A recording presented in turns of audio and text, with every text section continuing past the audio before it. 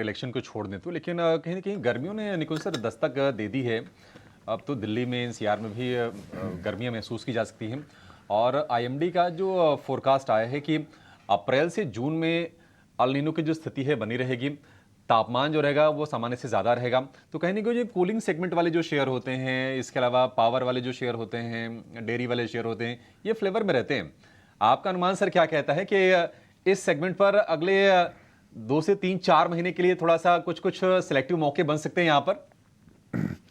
अभिषेक, देखिए, ये जो हीट वेव है, हीट वेव ग्लोबल वार्मिंग की वजह से हम बोलें या फिर हम वेदर के पैटर्न चेंजेस बोलें, हीट वेव की जो इंटेंसिटी है वह हर साल बढ़ रही है और we in a sense need more comfort now from heat wave. एक ज़माना आता था जब हिंदुस्तान के अंदर गर्मी आती थी तो बिजली नहीं होती थी, बिजली होती थी आती थी तो आपके घर में कूलर नहीं होता था।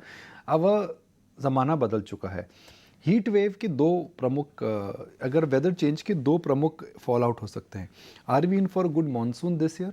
यह बोलना बहुत अभी मुश्किल है कि मानसून ख़राब होगा, बिकॉज आईएमडी ने ऐसा कुछ नहीं बोला है। आईएमडी ने यह भी बोला कि जो मानसून का जो लॉन्ग टर्म रेनफॉल का नंबर रहेगा उसके आसपास रहेगा। So from an market stand point, ज़बरदस्त गर्मी को लेकर के क्या वेदर पैटर्न इतने ज़्यादा चेंज होंगे कि we are for a bad monsoon, वो अभी नहीं लगता। तो कोई चिंता का विषय नहीं है।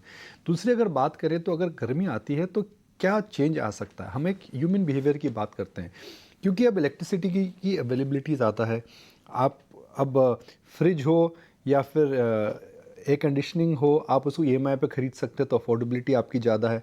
तीसरी, गर्मी से इमीडिएट राहत करने के लिए भले वो आइसक्रीम की अफोर्डेबिलिटी हो, बड़ी कोल्ड ड्रिंक की अफोर्डेबिलिटी हो, वो ट्रेंड हम देख रहे हैं चल रहा है। तो कुल मिलाकर के मुझे लगता है अगर एक्सेस हीट वेव आएगी तो इस समय भले वो एयर कंडीशनिंग के स्टॉक्स हों, भले ही वो ऐसे कंपनीज के प्रोडक्ट्स हों जहाँ पर आप को गर्मी से राहत मिल सकती है, उस पूरी कैटेगरी में नज़र ज़रूर रखिए। हालांकि बहुत ज़्यादा लिस्टेड प्लेस नहीं है।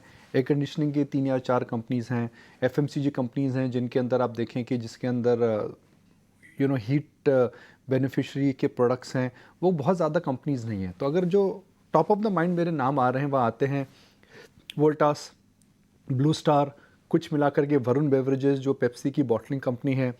अगर आप देखें तो हैवेल्स जिसके अंदर लॉयड का एयर कंडीशनिंग बिजनेस है। तो बहुत ज़्यादा इसके अंदर डायरेक्ट प्लेस नहीं है, मगर मेरा ये मानना है कि rather than only looking at cooling stocks, you should also look at power stocks, because India के अंदर जो एयर कंडीशनिंग का पेनिट्रेशन है वो कम है, वो बढ़ रहा है।